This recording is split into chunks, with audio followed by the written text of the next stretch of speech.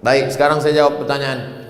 Pertanyaan yang pertama, apakah berdosa kita orang tua bila anak cucu sulit untuk disuruh sholat?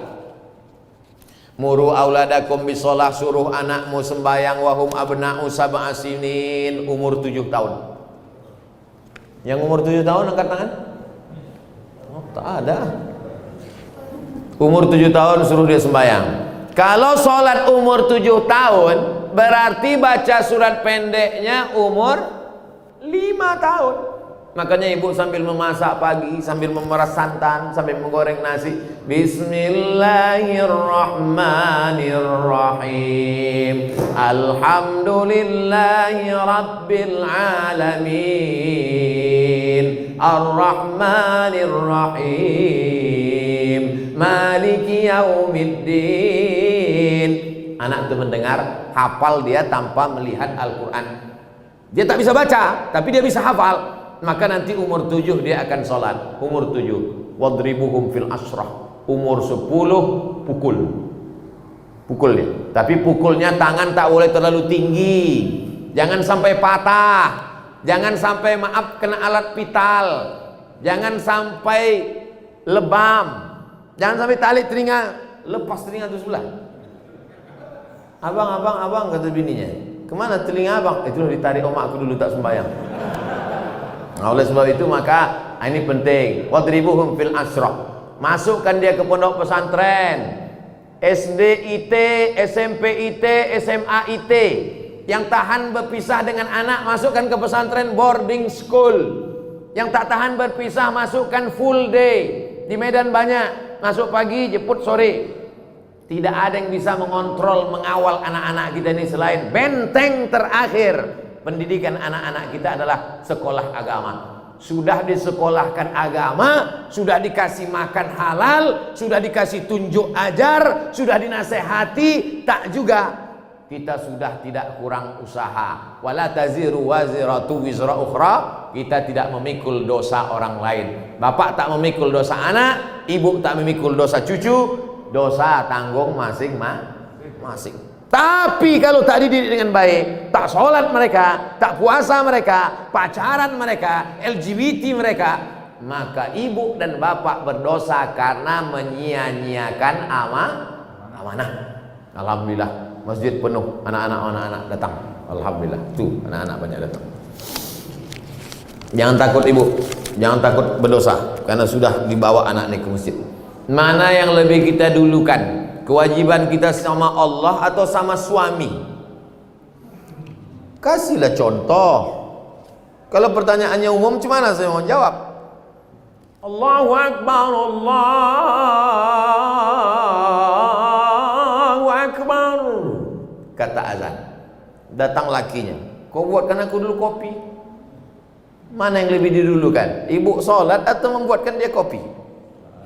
Ini tak akan terjadi. Kenapa? Karena bapak itu pasti ke masjid sebelum azan. Mana mungkin dia minum kopi orang azan? Tapi ibu dapat Fir'aun, inilah.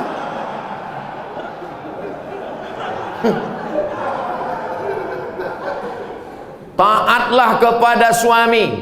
Innama huwa jannatuki wa naruki. Suamimu itu bisa jadi surgamu, suamimu itu bisa jadi nerakamu. Kan itu yang selalu dihafal hadis oleh suami kan? Surga kau, sini. Suami yang bagaimana bang? Ibu mesti cerdas sikit. Kasih tahu dia suami yang ke masjid bang, dia ke masjid. Tapi ibu juga tak bisa menasihati bapak itu. Jangan mentang-mentang ibu udah pengajian pulang dari sini bang. Assalamualaikum. Nah, mudah-mudahan bapak yang belum ke masjid, amin. Tapi kalau ditengok ini bapak ini sama ibu ini orang-orang masjid semua, insyaallah. Kita doakan mudah-mudahan dapat hidayah. La ta'ata li makhluqin, itu kaedahnya. La ta'ata li makhluqin fi ma'siyatil khaliq. Tidak ada ketaatan kepada manusia kalau menyebabkan durhaka kepada Allah. Ibu disuruhnya misalnya buka jilbab. Aku tak suka lah tengok kau berjilbab, macam nenek ku tengok. Coba kau buka jilbab itu, kau cat warna kau, rambut kau 3 warna, merah, kuning, kelabu. Ibu tak mesti patuh, karena perbuatan itu melanggar syariat Islam. taat dan patuh pada suami selama itu taat kepada Allah dan Rasulullah Sallallahu Alaihi Wasallam. Kalau disuruhnya ibu pakai jilbab panjang, patuh. Kalau disuruhnya ibu ikut pengajian, bagus. Kalau disuruhnya ibu bersedekah, patuh. Tapi kalau disuruhnya melawan perintah Allah, la ta'ata. Itu kaidahnya. La ta'ata li makhluqin fi maksiatil khaliq. Tak ada ketaatan kepada makhluk kalau menyebabkan maksiat kepada Allah. Ustadz, apakah kita terlalu khawatir dengan virus COVID ini bisa merusak akidah kita, Pak Ustadz? Misalnya bapak saking takutnya kena penyakit paranoid, ketakutan tak tentu arah, itu tauhidnya sudah kena itu. Wa kadzalika ja'alnakum ummatan wasata, kami jadikan kalian umat yang pertengahan, tidak terlampau berani sampai nantang-nantang petantang petenteng, tidak pula terlampau takut, bukan ekstrim kanan, bukan ekstrim kiri, tapi pertengahan. Berserah diri kepada Allah, beribadah, ikut protokol, tetap ikuti, jangan terlalu terbawa oleh media. Yang namanya penyakit itu dari dulu sampai sekarang ada, dan tak semua orang yang kena COVID mati, dan tak semua yang mati itu kena COVID. Ada juga yang mati kena bersin. Berapa banyak orang tak sakit mati, menguap mati. Banyak orang yang tidur mati, tidur ketuk pintunya subuh tak bangun-bangun, pas dipegang udah dingin macam es batu. Oleh sebab itu berapa banyak pula yang dinyatakan positif sehat. Nah, itu jangan terlalu takut. Semua yang mati itu kata Nabi, lan tastakmil rizqaha wa ajalaha, lan tamuta nafsun, tidak akan mati orang qabla an tastakmila rizqaha wa ajalaha. Kalau sudah rezekinya penuh, kalau sudah umurnya penuh, pasti dia mati. Kenapa Abdul Somad itu tak mati-mati? Belum penuh. Mau dibunuh orang, mau diusir orang, disantet orang. Kalau memang belum penuh, tak mati. Tapi kalau sudah penuh, mati. Nah, ibu-ibu, bapak ini semua belum penuh lagi. Nanti kalau ada yang penuh, kemana si anu kemarin? Udah penuh dah. Mati lewat. Jadi jangan terlalu takut. Takut itulah yang membuat kita akhirnya imun kita jadi turun. Kalau sudah imun kita turun, maka kekebalan tubuh kita hilang, penyakit pun datang. Saya tidak tablik akbar nih dari bulan Maret, April, Mei, Juni, Juli, Agustus. Pertama kali saya keluar sejak COVID, inilah ke Medan. Tapi tetap dengan protokol kesehatan. Nah, saya bawa-bawa kan ini, biar jangan apa kali COVID itu. Insya Allah anak saya lepas pesantren akan lanjut ke Sudan. Sudan tempat saya kuliah tuh. Pertanyaan, anak saya wanita, bagaimana situasi dan kondisi Sudan saat ini? Sudan terjadi revolusi peralihan kekuasaan dari Jenderal Omar Bashir setelah 30 tahun berubah sekarang, dan terjadi kesepakatan antara tentara dan sipil. Setahun dipimpin oleh sipil, lalu kemudian oleh tentara. Terjadi pergolakan politik. Tapi bagi mahasiswa tidak terlalu berefek. Saya di sana bulan 12, 2 kali. Bulan Juli, kemudian bulan 12 saya datang lagi.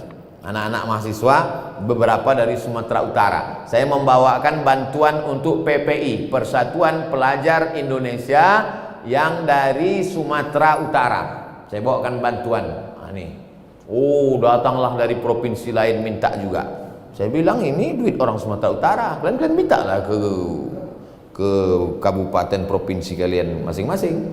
B, butuh berapa tahun biasanya untuk selesai S1 Pak Ustaz? S1 4 tahun, S2 2 tahun, S3 2 tahun dah bisa sidang. Tapi kalau mau lengkap 3 tahun, lewat dari 3 tahun kena denda. Jadi kalau umurnya berangkat 20 tahun, 4 tahun, 24, 26, 27, 28 28 pulang dia udah doktor. Tidak macam saya, udah 43 baru doktor. Judulnya akhirnya doktor juga. Tapi jadilah daripada tidak sama sekali. Pesantren anak saya saat ini dapat program beasiswa ke Sudan. Apa saja yang harus kita persiapkan untuk menuju ke situ Pak Ustadz? Bahasa Arabnya supaya dia nanti tak berat membaca kitab. Sekarang banyak kursus-kursus bahasa Arab. Kemudian hafalan Qur'annya supaya nanti kalau ada kewajiban paling tidak 1 juz, 2 juz, 3 juz. Kalau kami di Azhar Mesir dulu 2 juz 1 tahun, 4 tahun 8 juz. Di Sudan tak ada hafalan Quran. Oleh sebab itu maka jangan terlalu takut, jangan terlalu khawatir. Banyak anak-anak Sumatera Utara di sana, mereka punya persatuan pelajar mahasiswa dari Sumatera Utara. Inilah pertanyaan saya lebih kurang. Terima kasih Pak Ustadz. Saya dulu tahun 1993 habis sholat subuh datang saya ke rumah Ustadz Syekh Jalaluddin Abdul Muthalib, Imam Masjid Raya Medan. Imam Masjid Raya Medan itu namanya Syekh Jalaluddin Abdul Muthalib, wakil rektor Universitas Al-Wasliyah. Habis subuh datang saya ke rumahnya di Simpang Limun. Assalamualaikum Ustaz. Waalaikumsalam. Aku mau sekolah ke Arab Ustaz. Waktu itu saya tak tahu Mesir, Sudan, Maroko, tak tahu. Yang tahu saya Arab aja. Aku mau ke Arab Ustaz. Senyumlah Ustaz Syekh Jalaluddin. Kau kelas berapa sekarang? Kelas 3 Ustaz. Kau selesaikan dulu aliyah baru kau kesini. Jadi yang mau berangkat itu saya. Makanya banyak kalau jamaah nanya ke saya, Ustadz bisa anak saya kuliah ke Arab? Saya tanya, yang mau nih bapak apa anaknya? Anak saya bos. Kalau saya yang mau. Orang tua saya membebaskan saya, terserah kau. Nah, tapi saya mau waktu itu. Lalu kemudian setelah taman aliyah datanglah saya. Ustadz, aku udah taman aliyah, ini ijazahnya. Kata Ustadz Jalaluddin Abdul Muthalib, kau bawa ijazah ini ke Jakarta, kau terjemahkan bahasa Arab, kau legalisir ke Departemen Agama, legalisir ke Departemen Luar Negeri, legalisir. Mendengar departemen itu pucat lah. Akhirnya takut saya, tak berani balik saya ke Riau. Kuliah saya di IN. Tapi Allah kasih jalan. Datang pengumuman. Waktu itu belum ada lagi www.google.com. Informasinya masih pakai pos. Jam 12 siang pulang saya kuliah di IN. Datanglah surat pakai pos, dikirim kawan saya dulu satu pesantren di Darul Arafah Medan, Lau Bekri, Deli Serdang. Abdul Halim namanya yang mengirim. Ikuti tes ke Mesir besok pagi. Suratnya sampai jam 12 siang. Langsunglah saya berangkat naik SDH, Spiro Dolo Hole. Mendaftar ke IN. Sampai di IN besok pagi, daftar situ. Nama orang yang menerima pendaftaran itu namanya Ustadz. Alah, lupa pula namanya. Ditanyanya, ada keluarga kau di Medan? Ada Pak. Kalau tak ada, di rumah. Karena ditengoknya dari Riau. Ikut tes saya. Yang mengetes itu orang Mesir. Besar sorban, hampir sebesar ban Vespa lagi. Mas muka, kata dia, what is your name? Langsung saya jawab, Abdus Somad. Nah, itu pula PD-nya kita kalau nama kita ini ada di Quran kan. Abdus Somad. Saya Abdus Somad. Istamir, kata dia, sambung bacaan ayat yang kubaca ini. Innallaha la yastahi an yadriba mathalan ma ba'udatan fama fawqaha. Sambung, kata dia. Saya baca, a'udzubillahi minasyaitonir rajim. Bismillahirrahmanirrahim. Innallaha la yastahi an yadriba mathalan ma ba'udatan fama fawqaha. Fa ammal ladzina amanu faya'lamuna annahu al-haqqu min rabbihim wa ammal ladzina kafaru fayaquluna madza arada Allahu bihadza mathala yudhillu bihi katsiran wa yahdi bihi katsiran wa ma yudhillu bihi illa al-fasiqin. Kebetulan yang ditanya itu pas yang selalu saya bawa salat. Macam tahu aja dia itu bekal kita. Akhirnya keluarlah pengumuman 100 anak Indonesia yang lulus beasiswa ke Mesir. Saya baca dari nomor 1 sampai 100, tak ada nama saya. Rupanya karena grogi tak nampak. Baca, ada di situ rupanya Abdul Somad. Berangkatlah dari Jakarta dulu, pelatihan 2 bulan. Saya adik-beradik 2 orang. Anak pertama laki-laki, adik pun laki-laki. Orang tua sayang. Bukan saya ini 12 orang lalu pergi satu, lupa dia. Nah, pergi. Kata mak saya tak sampai hati dia melepas. Tapi ada bang mak saya, buat saya. Kata dia, kalau ada yang melarang kau pergi, harimau mati meninggalkan belang, manusia mati meninggalkan nama. Kau nanti mau meninggalkan nama baik apa nama buruk? Kata dia. Bangkit semangat. Bangkit semangat, berangkat. Setelah 2 bulan naik pesawatlah dari Cengkareng. Mak, jangan buat kenduri sebelum aku pasti berangkat. Itu saya pesan dari awal. Karena takutnya potong kambing RT RW datang, tahu-tahu tak jadi kan, malu. Sebelum aku yakin berangkat, jangan buat kenduri. Begitu sudah di Cengkareng, udah mau berangkat, baru telepon. Aku sudah mau masuk pesawat nih. Kalau mau buat kenduri, kendurilah. Saya dari dulu memang begitu. Takut saya berspekulasi. Lalu kemudian berangkatlah kami naik Royal Jordan Airlines. Kenapa pesawat itu Ustaz naik? Itulah tiket paling murah. 5 September 1998 sampailah saya di Kairo, Mesir.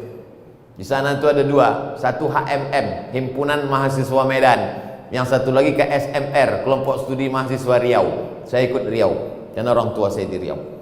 Oleh sebab itu lanjut, kemudian S2 ke Maroko, habis itu S3 ke Sudan, habis itu dapat visiting profesor dari Brunei Darussalam, habis itu Datuk Sri Ulama Setenggara, habis. Yang tinggal belum satu lagi, almarhum, tinggal itu lagi.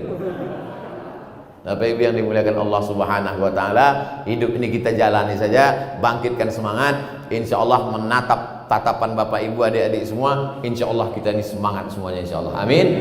Ya rabbal alamin.